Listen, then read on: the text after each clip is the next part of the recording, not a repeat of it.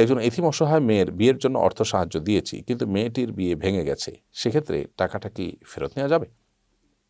একজন এতিম অসহায় মেয়ের বিয়ের জন্য যে অর্থ সাহায্য দিয়েছেন, বিয়ে ভেঙে গেছে, সেটা যদি আপনি ফেরত নেন নিতে পারেন, কিন্তু না নিয়ে যদি তাদের অন্য কোনো কাজে লাগাবার সুযোগ দেন, অথবা যখন বিয়ে হবে তখন খরচ করার জন্য অনুমোদন দিয়ে রাখেন এবং সেটা যদি সুযোগ থাকে, আপনি সেটা করলে অবশ্যই বেটার। কার উপর কোরবানি করা ওয়াজিব?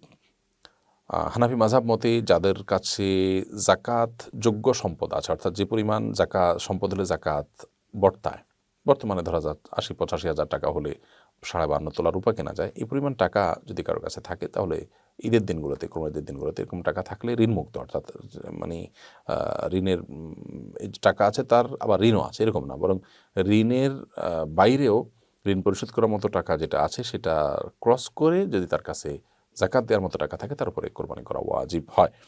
এটা ১ বছর পূর্ণ হওয়া জরুরি না। জাকাত যেরকম ১ বছর পূর্ণ হতে হয়, এটার কোনো নেসাব পূর্ণ হতে, মানে নেসাবটা আপনার বছর পূর্ণ হতে হয় না, বরং ওইরকম টাকা থাকলে তার উপরে জাকাত ওয়াজিব হয় ফুকাহা হানাফির মতে। অন্যান্য অনেক ফুকাহা ইকরামের মতে অবশ্য সুন্নাতে মুআক্কাদা ওয়াজিবের প্রায় কাছাকাছি।